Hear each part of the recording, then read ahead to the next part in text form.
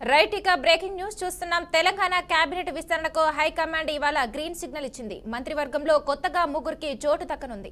ఈ నేపథ్యంలో కేబినెట్ విస్తరణకు ప్రభుత్వం రాజీవ్ భవన్ కు సమయం కోరింది. అలాగే అలర్ట్ గా ఉండాలని జీఏడీ ఉద్యోగులకు ఆదేశాలు జారీ చేసింది. రేపు ఇతర కార్యక్రమాలు ఉండటంతో సమయం కోరినట్లు తెలుస్తుంది. కానీ దీనిపై సమయం ఇంకా ఖరారు కాలేదు. దీంతో సమయంపై రాత్రికి స్పష్టత వచ్చే అవకాశం ఉన్నట్లు తెలుస్తుంది. ఇక ఇదే అంశంపై మరింత సమాచారం మా ప్రతినిధి శ్రీనివాస్ అందిస్తారు. శ్రీనివాస్, చెప్పండి. గుడ్ ఈవినింగ్ మానస. తెలంగాణలోనే ఉన్నటువంటి కేబినెట్ అప్రూవల్ కావడానికి సమయం ఆసన్నమైంది. దీనికి సంబంధించి ఇప్పటికే పూర్తి స్థాయి సమాచారం కూడా ఇవ్వడం జరిగింది. అయితే గత కొద్ది రోజులుగాను సందిగ్ధంలో ఉన్నటువంటి కేబినెట్ కు సంబంధించినటువంటి మంత్రివర్గ విస్తరణకు సంబంధించి కొంత నెగ్లెక్ట్ అయిన విషయానికి సంబంధించి ఇప్పటికే కేబినెట్ అప్రూవల్ తీసుకొని 3 మంత్రివర్గంలోకి తీసుకొని ఉన్నట్లు కూడా తేల్చి చెప్పినటువంటి పరిస్థితి. ఏదేమైనప్పటికీ పూర్తి స్థాయి హైకమాండ్ ఆదేశాల మేరకు పూర్తిగా అప్రూవల్ అయితే తీసుకొని 3 మంత్రులను అయితే కమిటీలోకి తీసుకొని ఉన్నారు. ఆ 3 మంత్రులు ఎవరైతారనేది వేచి చూడాల్సి ఉన్నది. పూర్తి స్థాయిలో రాజ్భవన్ నుంచి కూడా పిలుపు రావడం జరిగింది. దీనికి సంబంధించినటువంటి ఆదేశాలు ఇప్పటికే ప్రభుత్వ ఉన్నతాధికారులకు జారీ చేయడం కూడా జరిగింది. ఏది ఏమైనప్పటికీ మా తెలంగాణ కేబినెట్ అప్రూవల్ కు సంబంధించి జరిగిన విషయాలు చూసుకున్నట్లయితే 3ని మంత్రివర్గంలోకి తీసుకోవాలి. ఖచ్చితంగా ఇది పూర్తిగా గతంలో కొంత కాలంగా సభ్యతగా ఉన్నా కూడా ఇమీడియట్లీ దాన్ని నిర్వహించాలనేది ఒక నిర్ణయం చేసినట్టు కూడా తెలుస్తుంది మానస. Okay, thank you Srinivas.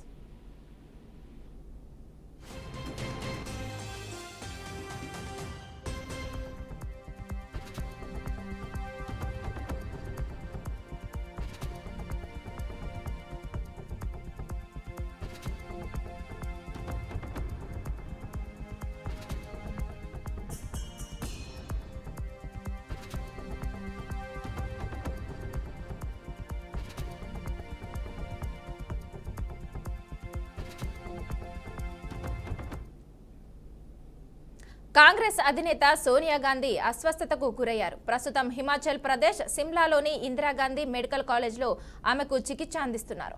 3 రోజుల క్రితమే ఆమె ఆసుపత్రిలో చేరగా ఇవాళ వార్తలు వెలుగులోకి వచ్చాయి.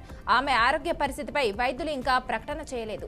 అనారోగ్యానికి సంబంధించిన పూర్తి వివరాలు ఇంకా తెలియాల్సి ఉంది. కాగా గతంలోనూ స్వల్ప అస్వస్థతకు గురై న్యూఢిల్లీలోని సర్ గంగారం ఆసుపత్రిలో సోనియా గాంధీ చికిత్స తీసుకున్నారు. కడుపులో నొప్పి రావడంతో ఆసుపత్రికి తీసుకొచ్చి ట్రీట్మెంట్ చేయించారు. వైద్య పరీక్షల అనంతరం డిశ్చార్జ్ అయ్యారు. తాజాగా మరోసారి ఆమె ఆసుపత్రిలో చేరడంతో కాంగ్రెస్ శ్రేణులు ఆందోళనకు గురవుతున్నారు.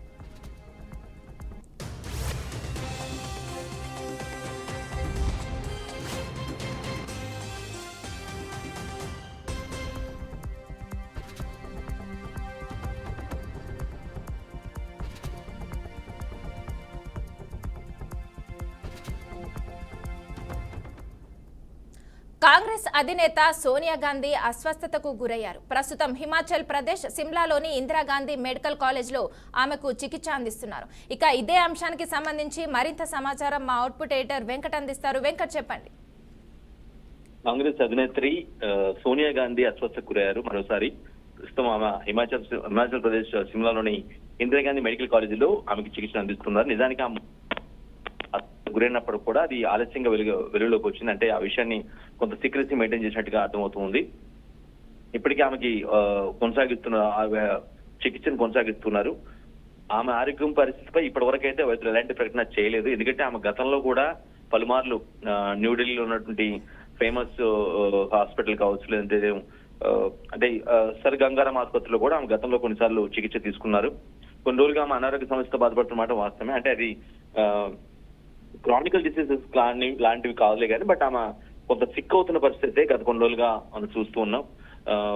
కొన్నిసార్లు కొంత సీరియస్ అయిన విషయం కూడా మనం చూసాం. సో ఇప్పుడు ప్రస్తుతం ఆమెకి చికిత్స అయితే కొనసాగుతుంది. గతంలో కడుపు నొప్పి రావడంతో సర్ గంగారాం ఆసుపత్రికి తరలించారు. న్యూఢిల్లీలో అంటే ఆమె నివాసం ఎక్కడైతే ఉంటుందో అక్కడ దగ్గరలో ఉన్నటువంటి సర్ గంగారాం ఆసుపత్రికి అప్పట్లో తరలించారు. అప్పుడు తరలించి ట్రీట్మెంట్ అనంతరం డిశ్చార్జ్ చేశారు. ఆ తర్వాత తరచు మరోసారి కూడా ఆమె స్వస్థకు గురయ్యారు. ఇప్పుడు 3 రోజుల కిందట కొంత అనారోగ్యం గురి కావడంతో ఆమె హిమాచల్ ప్రదేశ్ లో ఉన్నటువంటి హిమాచల్ ప్రదేశ్ రాజధాని సిమ్లాలో ఉన్నటువంటి ఒక ఇందిరాగాంధీ మెడికల్ కాలేజీలో ఆమెకు చికిత్స అందిస్తున్నట్టు తెలుస్తుంది. మరోవైపు ఆమెకు సోనియా గాంధీ అస్వస్థ గురి కావడంతో ఆ పార్టీ శ్రేణులు కూడా పార్టీ కీలక నేతల శ్రేణులు కొంత ఆందోళన చెందిన పరిస్థితి. ఆమె క్షేమంగా రావాలని చికిత్స అనంతరం మళ్ళీ ఎప్పటిలాగానే తమతో మాట్లాడాలని, తమతో పార్టీకి సంబంధించిన కార్యక్రమాలు మాట్లాడడం కావచ్చు, లేదంటే పార్టీ బలోపేతానికి సంబంధించిన అంశాల గురించి చెప్పడం కానీ ఇవన్నీ కూడా ఆమె ఎప్పటిలాగానే గతంలో ఏ విధంగా ఉన్నారు ఇప్పుడు కూడా అలానే ఉండాలని కొంత బలంగా కోరుకుంటున్న పరిస్థితి కనిపిస్తుంది. విషయం బయటికి రావడంతో, అంటే 3 రోజుల క్రితమే హెల్త్ సిక్ అయ్యి ఆసుపత్రిలో జాయిన్ అయినప్పుడు కూడా అది అప్పటి వరకు కొంత ఎవరికి తెలియలేదు. బట్ ఇప్పుడు ఆ విషయం వెలుగులోకి రావడంతో ఆమెను చూసేందుకు అక్కడికి వెళ్తున్న పరిస్థితి. ఎందుకంటే కాంగ్రెస్ అధినేత్రి టాప్ లీడర్ కాబట్టి ఆబ్వియస్ గా ఆమెతో ఉన్నటువంటి అటాచ్మెంట్ లో నేపథ్యంలో ఖచ్చితంగా ఆ పార్టీ కీలక నేతలు అందరూ కూడా పరామర్శించేందుకు సిద్ధమవుతున్న పరిస్థితి కనిపిస్తుంది. అఫ్ కోర్స్ ఇది తెలియకపోయినట్లయితే మేబీ ఆ విషయాన్ని అలానే ఆ ఇందిరాగాంధీ మెడికల్ కాలేజీలోనే ఆమె చికిత్స పొందుతున్నారనే విషయం బయటికి రాకుండా ఉంటే వాళ్ళు అంతగా రెస్పాండ్ అయి ఉన్నారు. బట్ తెలిసిన తర్వాత ఖచ్చితంగా ఆమె చూడాలని అందుకోసం వెళ్లే ప్రయత్నం చేస్తున్నారు. ఇప్పుడు గతంలో కూడా నిజానికి 2019 నుంచి కూడా ఆమె కొంత అప్పుడప్పుడు సిక్ అవుతున్న పరిస్థితి మనం చూస్తూ వస్తాం. ఎప్పటికప్పుడు హాస్పిటల్కి తీసుకెళ్లడం, కొంత ట్రీట్మెంట్ అయిన తర్వాత మళ్ళీ డిశ్చార్జ్ చేయడం, ఇవన్నీ కూడా తరచూ జరుగుతున్న నేపథ్యంలో అంటే వెరీ సీరియస్ అనే ఇష్యూ అని మాత్రం ఖచ్చితంగా అనలేము. అస్వస్థకు గురయ్యారు. బట్ అది కొంత ట్రీట్మెంట్ అవగానే మళ్ళా ఇంటికి వెళ్లే పరిస్థితి స్పష్టంగా కనిపిస్తూ ఉంది. Okay, thank you Venkat.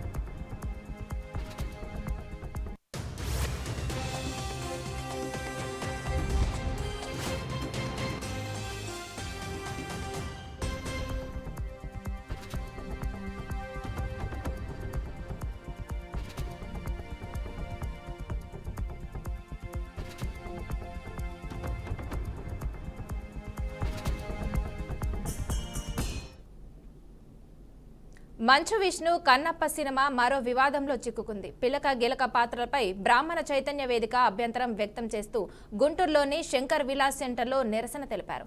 ఈ సందర్భంగా బ్రాహ్మణ చైతన్య వేదిక సభ్యులు శివలింగానికి అభిషేకం చేశారు. సినిమాలో పిలక గిలక పాత్రలు తీసివేయాలని డిమాండ్ చేశారు. అంతేకాదు నిరసన అనంతరం సినిమా విడుదలను నిలిపివేయాలని హైకోర్టులో బ్రాహ్మణ చైతన్య వేదిక సభ్యులు పిటిషన్ దాఖలు చేశారు. సినిమా విడుదలను అడ్డుకుంటామని ప్రకటించారు. మోహన్ బాబు మంచు విష్ణు సనాతన ధర్మాన్ని మంట గడిపే మంచు మోహన్ బాబు మోహన్ బాబు మోహన్ బాబు మోహన్ బాబు మంచు విష్ణు సనాతన ధర్మాన్ని మంట గడిపే మంచు మోహన్ బాబు మోహన్ బాబు మోహన్ బాబు మోహన్ బాబు మంచు విష్ణు. మంచు విష్ణు కన్నప్ప సినిమా మరో వివాదంలో చిక్కుకుంది. పిలక గిలక పాత్రలపై బ్రాహ్మణ చైతన్య వేదిక అభ్యంతరం వ్యక్తం చేస్తూ గుంటూరులోని శంకర్ విలాస్ సెంటర్లో నిరసన తెలిపారు. ఇక ఇదే అంశానికి సంబంధించి మరింత సమాచారం మా ప్రతినిధి ఉమా అందిస్తారు. ఉమా, చెప్పండి. మానస, మంచు విష్ణు సినిమాకి మరొక వివాదం అన్నట్టు అనుకోవచ్చు. సో చూస్తే కనుక రీసెంట్ గా హార్డ్ డిస్క్ మిస్ అయిందని చెప్పారు. సో దాని తర్వాత మళ్ళీ ఇప్పుడు ఇది ఒక వివాదం ముందుకు వచ్చింది. సో మనం సినిమాలో చూసుకుంటే ఇదే కాదు, ఇంతకు ముందు కూడా నోటితో శివుడికి అభిషేకం చేసే పాత్రలో కూడా చాలా అభ్యంతరం ఉందని నిరసన వ్యక్తం చేయడం జరిగింది. సో ఇప్పుడు ఈ తిలక గిలక అనే పాత్రపై బ్రాహ్మణులు చైతన్య వేదిక అభ్యంతరం వ్యక్తం చేస్తూ ఉంది. గుంటూరులోని శంకర్ విలాస్ సెంటర్ నుంచి నిరసన తెలిపారు. ఈ సందర్భంగా బ్రాహ్మణ చైతన్య సభ్యులు శివలింగానికి అభిషేకం చేశారు. సినిమాలో పిలక గిలక పాత్రలు తీసేయాలని డిమాండ్ చేశారు. అంతేకాదు నిరసన అనంతరం సినిమా విడుదల నిలిపేయాలని హైకోర్టులో బ్రాహ్మణ చైతన్య వేదిక సభ్యులు పిటిషన్ దాఖలు చేశారు. సినిమాల విడుదలను అడ్డుకుంటామని ప్రకటించారు. సో మనం చూసుకుంటే కనుక సినిమా విడుదలను కూడా మేము అడ్డుకుంటాము, సో అలా చేయడం తప్పు, ఆ 2 పాత్రలు తీసేయాలి అని చెప్పేసి వాళ్ళు డిమాండ్ చేయడం జరిగింది. అంతేకాదు రీసెంట్ గా హార్డ్ డిస్క్ తో మొన్నటి వరకు సరిపోయింది, ఈ హార్డ్ డిస్క్ దొరకలేదు, లేదు మనోజ్ హార్డ్ డిస్క్ తీసుకున్నాడని ఒక వివాదం నడుస్తూ ఉంది. ఇప్పుడు మళ్ళీ సినిమా దగ్గర పడే సమయంలో, రిలీజ్ కి దగ్గర పడే సమయంలో మళ్ళీ ఇప్పుడు పిలక గిలక అనేది మళ్ళీ ఒకటి ఉదంతం మన పైకి రావడం జరుగుతూ ఉంది. సో చూడాలి దీన్ని ఆ క్యారెక్టర్ తీసేస్తారా, లేదు అంటే కనుక దాన్ని ఏమైనా మార్చి పెడతారా అనేది చూడాలి. ఎందుకనంటే ఇది హైకోర్టు వరకు వెళ్ళింది, సినిమా కూడా ఆపేసే పరిస్థితిలో ఉంది. సో చాలా పెద్ద బడ్జెట్ సినిమా కాబట్టి ఇంకా మూవీ టీం నుంచి ఎలాంటి అప్డేట్స్ రాలేదు. ఇప్పటికైతే కంపల్సరీ వీళ్ళని తొలగించాలి, దీనికి నిరసన తెలుపుతూ వాళ్ళు పిటిషన్ కూడా హైకోర్టులో కూడా దాఖలు చేశారు. Okay, thank you Uma.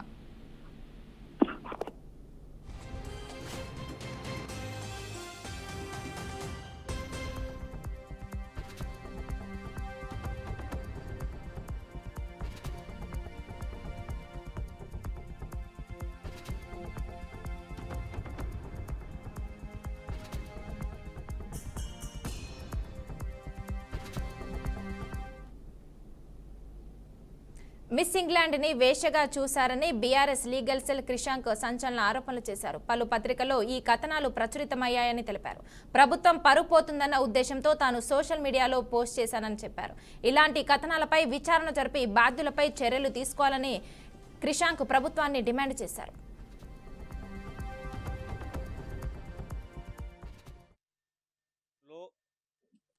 Miss world పోటీలైనాయి, అందరికి తెలిసిందే. తెలంగాణ కాంగ్రెస్ ప్రభుత్వం మొత్తం నెలంతా కూడా దాని మీదనే ఫోకస్ చేసింది.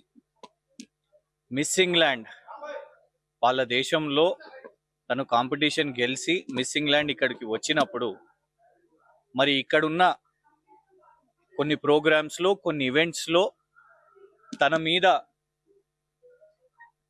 దురుసుగానో లేకపోతే అవమానపరుస్తూ లేకపోతే ఒక మహిళ అని కూడా చూడకుండా అసభ్యకరంగా కొందరు వ్యక్తులు తనతోని ప్రవర్తించిండ్రు అని వాళ్ళ దేశానికి వెళ్ళిన తర్వాత సన్, డైలీ మెయిల్, గార్డియన్ అనే ప్రపంచ స్థాయి మీడియా సంస్థలకు ఇంటర్వ్యూలు ఇచ్చారు.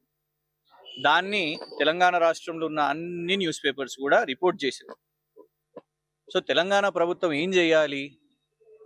అంతర్జాతీయ పోటీలు అని అనుకున్నప్పుడు 100 మంది మహిళలు ఇక్కడికి వచ్చినప్పుడు, వాళ్ళ దేశాల్లో కాంపిటీషన్ గెలిచి ఇక్కడికి వచ్చినప్పుడు అతిథి దేవోభవ అని మనము భారతదేశంలో మన సంస్కృతి. సో మిస్ ఇంగ్లాండ్ ఇక్కడికి వచ్చినప్పుడు వారు కూడా అతిథి అని అన్నప్పుడు తను ఆ ఆరోపణలు వేసినప్పుడు వాటి మీద విచారణ చేపట్టాలి. మిస్ ఇంగ్లాండ్ని ఇప్పటి వరకు మీరు విచారించిర్రా? కనీసం ఏమన్నా నోటీస్ ఏమన్నా ఇచ్చిర్రా? ప్రశ్నలు అడిగిర్రా? లేదు. మరుసటి రోజే కేవలం సెలెక్టివ్గా కొన్ని విజువల్స్ ఏదో రిలీజ్ చేసి ఎదురుదాడి ఆమె మీద చేశారు. ఆమె ఒకవేళ నిజంగానే ఆమె చెప్పేది కూడా తప్పని అనుకుంటే ఎంబసీ ద్వారా మీరు లీగల్ నోటీసులు ఇవ్వండి. తెలంగాణ రాష్ట్రంలో మిస్ వరల్డ్ పోటీలైనాయి, అందరికి తెలిసిందే. తెలంగాణ కాంగ్రెస్ ప్రభుత్వం బెంగళూరులో దారుణ ఘటన జరిగింది. నగరంలోని అనేకల్ ప్రాంతంలో తన భార్య తలనరికి తలతో పోలీస్ స్టేషన్కు వెళ్లి భర్త శంకర్ లొంగిపోయారు. భార్య మానస వివాహేతర సంబంధం పెట్టుకుందనే కారణంతో హత్య చేసినట్టు తెలుస్తుంది. పోలీసులు ఘటనా స్థలానికి చేరుకొని పరిశీలించారు. హత్యపై ఆరా తీసిన పోలీసులకు స్థానికులు పలు వివరాలు తెలియజేశారు.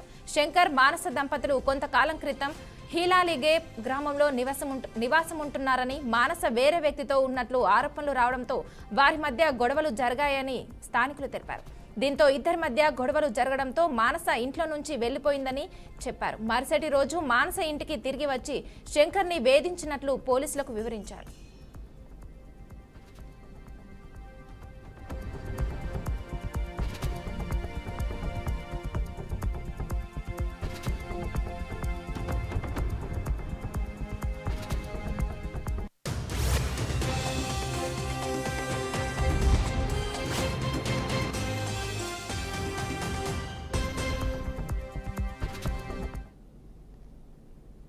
బీహార్ మాజీ సీఎం లులు ప్రసాద్ యాదవ్ కు పట్టిన గతే కేసీఆర్ కు పడుతుందని తెలంగాణ ప్రభుత్వ విప్ ఆది శ్రీనివాస్ అన్నారు. కాళేశ్వరం అవినీతి నుంచి కేసీఆర్ కుటుంబాన్ని బీజేపీ బయటపడేసే ప్రయత్నం చేస్తుందని ఆరోపించారు. కాళేశ్వరం నిర్మాణం అంతా కేసీఆర్ ఇష్టానుసారమే జరిగిందని, కేసీఆర్ రాజీనామా చేయాలని గతంలో ఆరోపించిన ఈటెల రాజేందర్ ఇప్పుడు మేడిగడ్డ నిర్మాణం మంత్రివర్గం నిర్ణయం ప్రకారమే జరిగిందని ఎందుకు అంటున్నారని ఆది శ్రీనివాస్ ప్రశ్నించారు. అధికారులు ఉంటేనే మీకు తెలంగాణ అభివృద్ధి దినోత్సవాలను అడుగుతా ఉన్నా. అధికారులు లేకపోతే తెలంగాణ అభివృద్ధి దినోత్సవం